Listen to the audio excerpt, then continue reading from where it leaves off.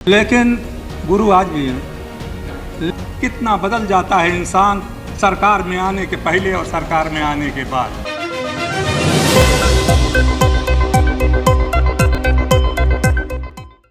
जो बहस चल रही है, कृपया उस शांति बहस का प्रारंभ भारत के प्रधानमंत्री श्री अटल बिहारी वाजपेयी जी ने की।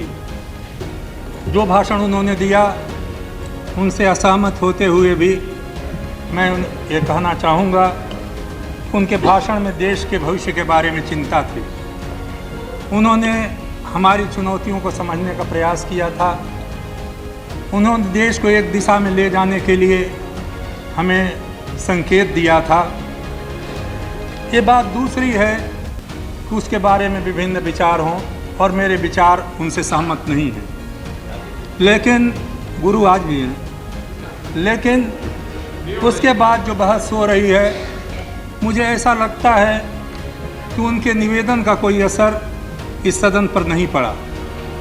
दोनों तरफ से सर मत हिलाइए, आप भी उसी में हैं। केवल एक दूसरे की आलोचना, एक दूसरे पर कटाक्ष, पुराने गीत दोहराने की बातें, पुरानी कुरीतियों का, पुराने कुकृत्यों का बखान इस सदन में हुआ है। कैसे सरकार बनी, कौन लोग सरकार में आए, किस तरह से एकता हुई, उस एकता के लिए कोई प्रसन्न एजेंडा है या नहीं, इससे मेरा कोई मतलब नहीं। मुझे इससे भी कोई मतलब नहीं कि भारतीय जनता पार्टी आगे क्या करेगी।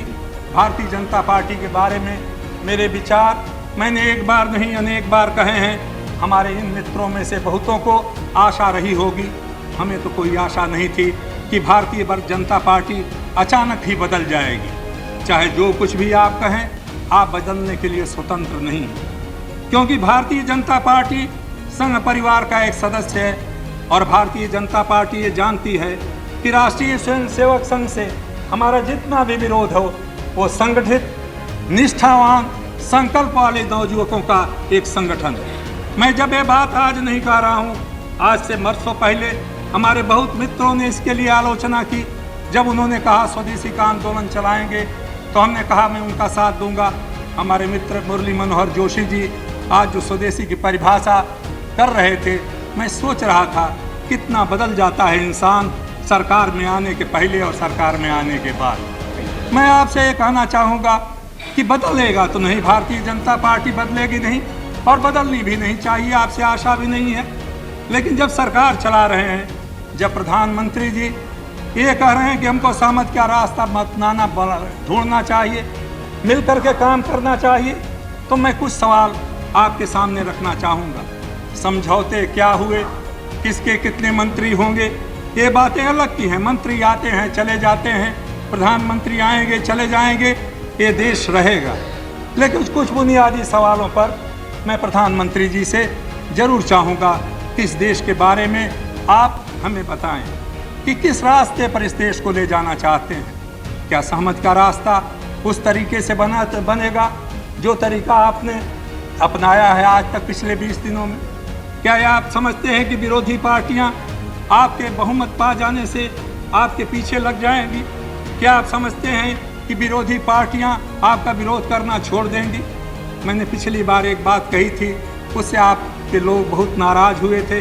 तब मैंने कहा था आपको बहुमत नहीं मिलेगा, आप त्याग पत्र दे दीजिए। आज वो बात मैं नहीं कहता, क्योंकि मैं नहीं जानता आपको बहुमत मिलेगा या नहीं। लेकिन प्रधानमंत्री जी, आप विदेश मंत्री रहे हैं, आपके निकट संपर्क में रह करके मुझे काम करने को मौका मिला है।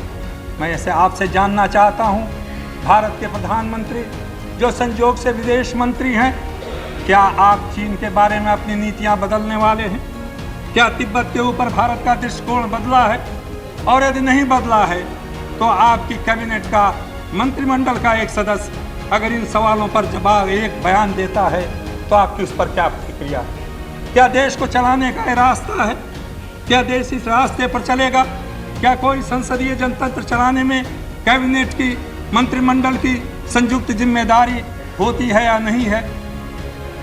सभापति जी, मैं चाहूँगा, क्योंकि मैं बुनियादी सवालों को 2-4 का कुछ मिनटों में कह करके समाप्त करना चाहूँगा। मैं जानता हूँ एक सिद्धांत है, सेना का उपयोग नहीं होना चाहिए आंतरिक मामलों में, हम सब जानते हैं। लेकिन क्या मंत्रिमंडल के सदस्य को स्वतंत्रता है कि किसी की हालत में वो कहे कि किसी भी स्थिति में सेना आंतरिक मामलों में हस्तक्षेप नहीं करेगी।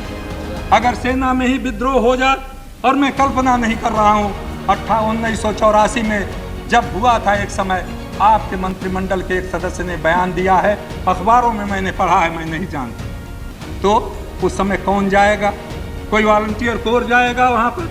अगर पुलिस की कोई टुकड़ी विद्रोह कर दे, दिल्ली में हुआ, उत्तर प्रदेश में हुआ, बिहार में हुआ, ऐसे सवालों पर मंत्रिमंडल के सदस्य अगर बयान देते हैं तो क्या हमारे लिए ये मन में शंका नहीं पैदा करती?